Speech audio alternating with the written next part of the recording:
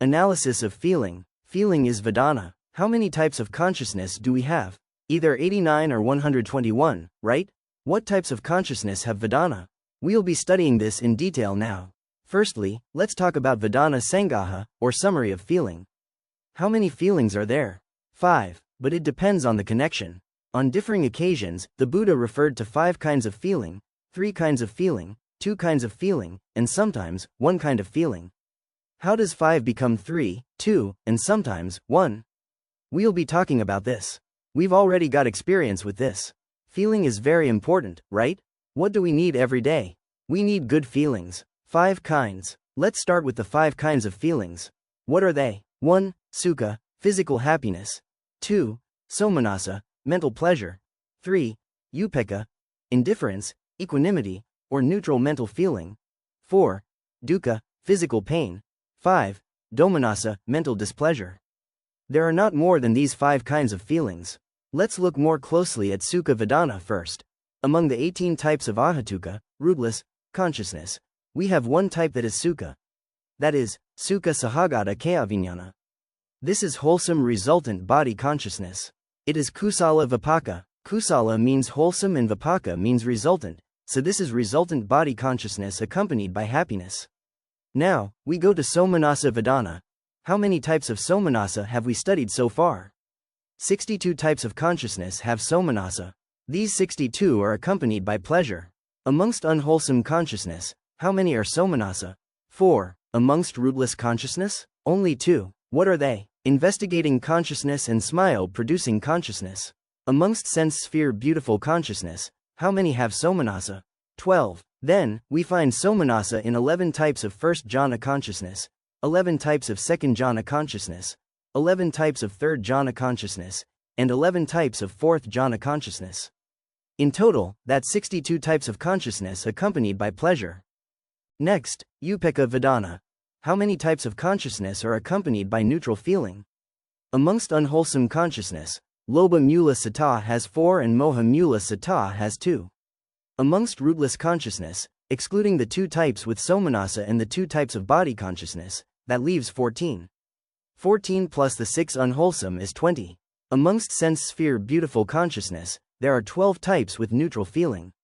So that's 32 in total. What about the 5th jhana? There are 3 types amongst form sphere 5th jhana. All formless sphere consciousness is 5th jhana, and there are 8 types of supramundane 5th jhana. Altogether, that's 23 types of 5th jhana upekkha. In total, that's 55 types of consciousness accompanied by neutral feeling. A student asks a question. Q. What's the difference between upekkha and no sensation at all?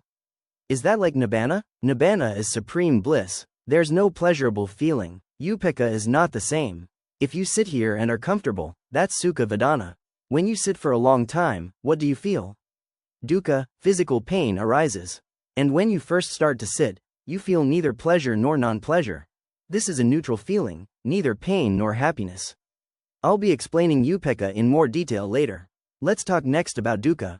This is physical pain. Unwholesome resultant body consciousness accompanied by pain is the one type of consciousness with dukkha. Last, we have domanassa vedana. This is mental displeasure. Amongst unwholesome consciousness, the 2 types of dosa mula sata are accompanied by displeasure. So, we have 1 type with sukha, 62 types with somanasa, 55 types with upekkha, 1 type with dukkha, and 2 types with domanassa. Altogether, that's 121 types of consciousness. These are the 5 kinds of Vedana.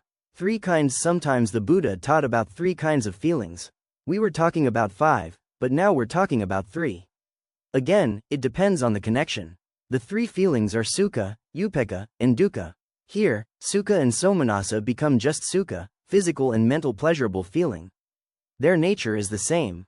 In this context, sukha is associated with how many types of consciousness? 63. The 1 type of physical happiness, and the 62 types with mental pleasure. These 63 types of consciousness are accompanied by sukha. Upekkha stays the same as in the preceding 5-fold reckoning, with 55 types of consciousness accompanied by neither pleasurable nor painful feeling. Dukkha, painful feeling, comes from dukkha and domanassa. While dukkha is physical painful feeling and domanassa is mental displeasure, their nature is the same. As such, dukkha and domanassa become just dukkha vedana. So, 63 types, plus 55 types, plus another 3 types, is 121 types of consciousness. This is the threefold reckoning for feeling. 2 kinds. Sometimes the Buddha taught about 2 kinds of vedana. In this context, sukha vedana and upekkha vedana become just sukha. Blameless neutral feeling is included in sukha, happiness. Here, upekkha is both blameless neutral feeling and blameworthy neutral feeling. And while blameless neutral feeling is included in sukha, blameworthy neutral feeling is included in dukkha. So, the 2 kinds of feeling here are sukha and dukkha. In this twofold reckoning, there are 118 types of consciousness associated with sukha, including what we previously knew as 63 sukha and 55 upekkha. Dukkha still has 3 types of consciousness, so that's a total of 121 types of consciousness. 1 kind, and sometimes the Buddha taught that there was just one kind of feeling. What is it? Dukkha. The Buddha said, Sab Sankhara dukkha. This means, all conditioned things are dukkha. Conditioned things means mind, mental factors and rupa, body. So, in other words, everything is dukkha. Here, dukkha is of 3 kinds. When we sit in meditation, we might experience physical painful feeling. Everyone knows what this is. Even animals experience this, but other types of dukkha we might not understand, unless we practice meditation. We are practicing meditation to realize dukkha. Here are the 3 kinds of dukkha. 1. Painfulness as suffering. 2. Suffering in change.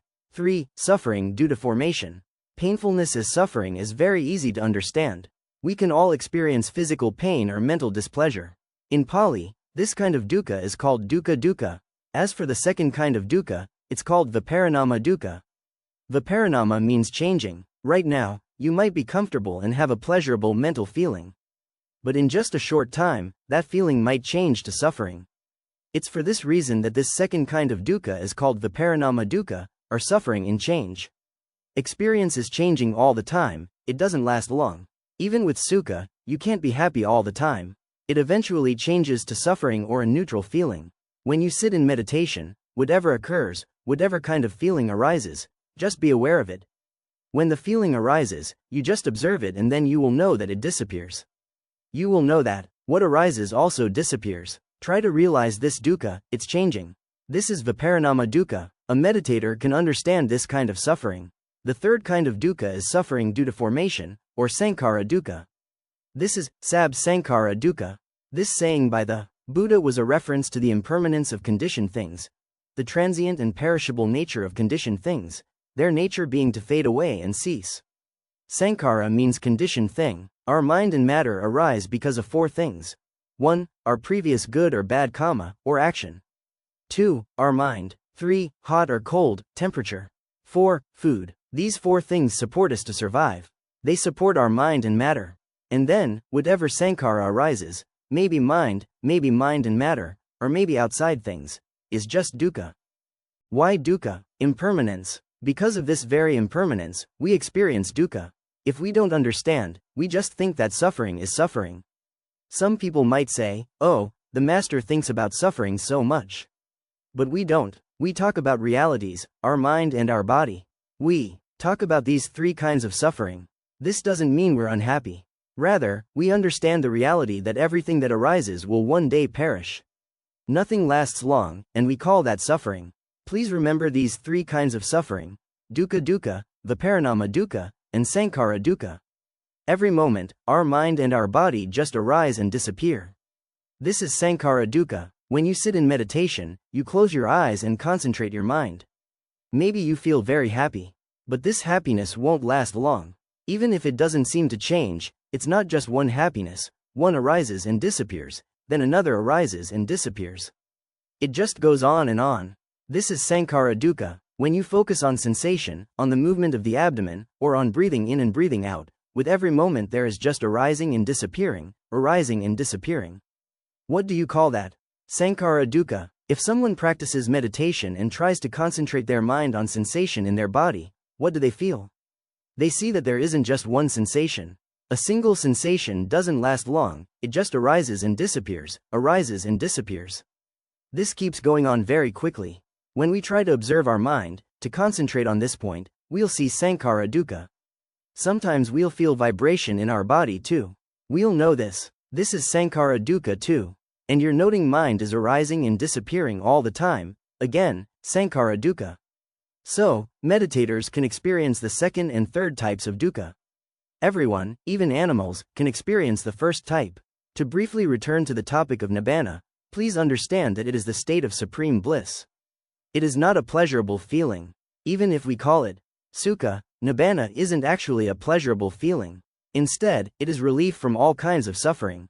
But dukkha, here, isn't just suffering. It is the state of suffering, or being subjected to suffering. When you have something or someone you want, what do you feel? Happy, right? If you lose that something or someone, what do you feel? Dukkha. This is subject to suffering. If you get to marry the person you love, you feel happy. But one day you'll suffer about it. This is subject to suffering. But even if you get something or someone you want, you feel unsatisfied anyway. This is suffering too. And when you have to be in the presence of something or someone you don't want, that is suffering too. Dukkha isn't just pain in our body. The meaning of dukkha is very deep. Sometimes people will ask me what I see when I sit in meditation. I say, I just see suffering. This doesn't necessarily mean that I feel pain. I can sit for many, many hours. When I do, I see dukkha. After he gained enlightenment, the Buddha preached the first sermon to the Pancavajjiya, the 5 ascetics. In that first sermon, he taught them the 4 noble truths. 1. Suffering. 2. The cause of suffering. 3. The cessation of suffering. And 4. The way leading to the cessation of suffering. In that first sermon, which is called Dhammacakkappavattana Sutta, he explained the 8 kinds of dukkha. The 8 kinds of dukkha. 1. Birth is suffering. We don't remember when we were living in our mother's womb and then had to undergo the birthing process. But the Buddha knew that birth is suffering. 2. Decay is suffering. Decay means getting old, which no one wants. 3. Disease is suffering. No one wants to go to the dentist or for surgery, right? 4. Death is suffering. No one wants to die. 5. Association with the unpleasant is suffering. How do we feel when we have to be in the presence of something or someone we don't like? Suffering. 6. Separation from the beloved is suffering. How do we feel when we have to be separated from something or someone we love? Suffering. 7. When one doesn't obtain what one desires, this is suffering. You want something or someone, but you cannot get it. This is suffering. 8. In brief, the 5 aggregates are suffering. This is mind and matter. Because you have body and mind, your body and your mind give you suffering. This suffering concerns all men and devas, gods. They even have these 8 kinds of suffering in heaven. Sometimes the Buddha explained about 12 kinds of suffering, especially when he was teaching human beings. In that context, instead of disease he said that grief, lamentation, pain, displeasure, and despair are suffering. In heaven there's no lamentation, right? And there's no physical pain. It is human beings that experience grief, lamentation, pain, displeasure, and despair. And all of these are suffering. Let's now look at how relative dukkha and sukha are. Normally, when you see an undesirable object, what kind of feeling arises? Domanassa, or mental displeasure. This is for the average person. But those with right understanding might not have domanassa arise.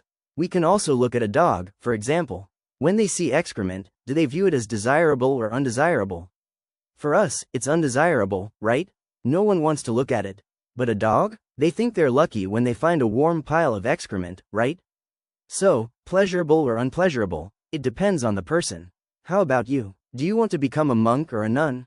We, monks, have nothing around us. We don't want anything, yet we feel happy. We feel this way because we don't have anything. But even though someone might feel that their life is good, another person may feel that the same kind of life is horrible. Last year, when I was about to start my 3-month meditation retreat during the rainy season, a gentleman said to me, "You sit alone practicing meditation for 3 months. That sounds like hell." For him, it does. For me, it's like paradise. The difference is that I have right understanding. So, what is heaven to one may be hell to another. It depends on our background. In the same way, what is hell to one may be heaven to another. See, we can't say whether something is pleasurable or unpleasurable. Look at physical pain. Normally, when we have physical pain, we experience a displeasurable feeling. Sometimes if we sit in meditation for a long time, we feel pain. Some people get angry with the pain because it seems to be lasting a long time. But, for others, maybe not. With right understanding, we see that painful feelings are just Vedana, it's not me or mine. When you understand this, you see that feelings just arise and disappear. No painful feeling, no Vedana at all, can arise for the whole day. Feeling will arise one time and then disappear. Just be patient. When you have patience, you won't have a displeasurable feeling with regard to the pain. Have you ever been walking somewhere and ran into something when you weren't paying attention? Maybe you fell down and got mad. With whom were you angry? Was it the thing you ran into? It depends on the person. Even the Buddha sometimes experienced physical pain. But, for him, domanassa did not arise. We're not Buddhas, but we have to try to not allow displeasurable feelings to arise. If we come across displeasurable feelings regarding our body or the five sense objects, we should try to be neutral, have upekkha. Ignore it and be patient. We practice meditation to train our minds. That's why we try not to move when pain arises. Whatever happens in the body, just be patient. And later on, we will conquer all of this suffering. By this, I mean dukkha. Be patient with it. The arising of sukha vedana also depends on the person. In our country, when people see us Buddhist monks, they have high respect and feel very happy. They are happy to make offerings to the monks. They think it's a good opportunity for them to do good. What do they feel? Pleasurable feeling. In other countries, though, people feel differently about Buddhist monks. Some countries might not even allow a monk to enter. One of my friends sometimes visits a certain country and is only allowed to travel directly between the airport and the place he will stay. He's not allowed to visit other parts of the country. See, it depends on the person whether there is a pleasurable or a displeasurable feeling. Let's talk about the characteristics of Vedana. We have 5 kinds of Vedana, right? What is the characteristic of Sukha Vedana? Experiencing desirable touch. When you do, Sukha Vedana arises. The characteristic of Dukkha Vedana is experiencing undesirable touch. This regards only physical touch, body consciousness. The characteristic of Somanassa Vedana is experiencing desirable objects. When you do, a mental pleasurable feeling arises. The characteristic of Domanassa Vedana is experiencing undesirable objects. This is mental displeasurable feeling. And the characteristic of Upekkha Vedana is experiencing neutral feeling. Why does Vedana arise? It is born of contact. If there's no contact, then there's no Vedana. Later on, we'll be talking about this in detail. We call it Phassa Paccaya Vedana. Because of contact, Vedana arises. We've already talked about contact. What kinds of contact are there? If we have eye sensitivity, a visible object, light and attention, if we have these 4 kinds of conditions, then Vedana arises. If no object is present, you can't see, right? If you can't see, there's no contact. If no contact, there is no Vedana. How can you feel without contact? What about for the ear? We should have ear sensitivity, sound, space and attention. If there's no space, we can't hear. If we can't hear, there's no contact. If no contact, there is not feeling. You won't know if it's a pleasant or an unpleasant sound, because you can't hear it. We need all 4 of these conditions, right? That includes attention. If we're not paying attention, we won't see what's around or hear what's being said. For the nose, we should have nose sensitivity, a smell, air and attention. But what is contact? In the example of the eye, we need eye sensitivity, a visible object, and eye consciousness. When these 3 things arise together, we call it phassa. When these 3 things interact, that's called contact. Because of contact, feeling arises. What about the tongue? We need tongue sensitivity, a taste, water, saliva, and attention. You have to know if it's tasty or not, right? If you have tongue sensitivity, a taste, and tongue consciousness, you have phassa. If you have phassa, then there's Vedana, oh, this is good, or not good. The proximate cause of Vedana is contact. They are very close. Because of contact, feeling arises. For the body, we need body sensitivity, a tangible object, the earth element, and attention.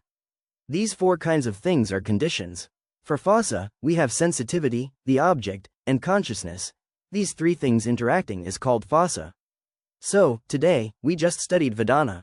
I think we have to stop here for today because we have something to do. Someone is coming to the temple, so next week we'll continue. Let's stop here for today. Sadhu, sadhu, sadhu.